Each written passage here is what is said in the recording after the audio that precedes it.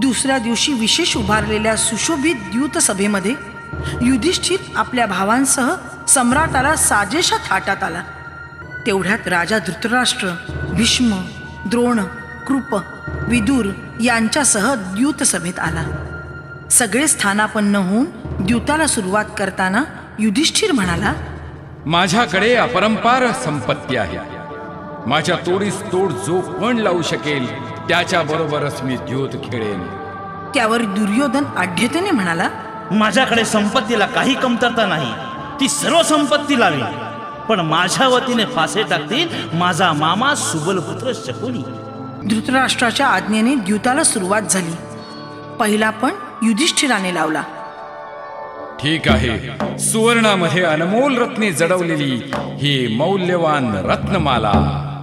युधिष्ठिरावर नजर रोखून छद्मी हसत बराच वेळ हातात फासे खुळखुळवून शकुनीने फासे बैठकीवर फेकले आणि फासे पडण्याआधीच दोन्ही हात उंचावून तो विकट हसत मोठ्याने ओरडला, जितमेव जितमेव, हे पहा मी जिंकलो. युधिष्ठिराने दुसरा पण लावला. ठीक आहे. प्रत्येकीमध्ये हजारो सुवर्ण मुद्रा भरलेल्या या पेट्या. फासे फेकून शकुनी ओरडला, जितमेव जितमेव, हे पहा मी जिंकलो. कपट द्यूतात वाकबगार असणारा शकुनी युधिष्ठिर जे जे पणाला लावी ते सारे जिंकून घेई आणि प्रत्येक वेळी जितमेव म्हणून मोठ्याने ओरडे. जसजसे पण हरू लागला तसतसे युधिष्ठिराचे भान हरपू लागले. कौरवांच्या आनंदाला उकळ्या फुटत होत्या आणि पांडव माना खाली घालून उष्ण उसासे टाकत बसले होते. युधिष्ठिराने नवा पण लावला. कुबेराच्या अलंकापुरीपेक्षा भव्य, समृद्ध आणि ऐश्वर्यशाली अशा इंद्रप्रस्थ राजधानीसह माझं सारं राज्य आणि त्यातील ब्राह्मणांची सोडून अन्य सर्व संपत्ती मी लावतो आहे. जितमेव, शकुनी परत ओरडला. त्यानंतर त्याने स्वतःच्या आणि भावांच्या अंगावरील आभूषणं गमावली. आपल्या एकेका भावाला पणाला लावीत गेला आणि गमावत गेला.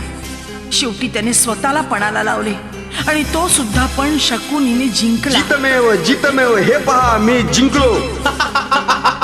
सारी द्यूत सभा चित्रासारखी तटस्थ झाली होती. सुन्न बसून असलेल्या युधिष्ठिराला खिजवत छद्मी हसत शकुनी म्हणाला,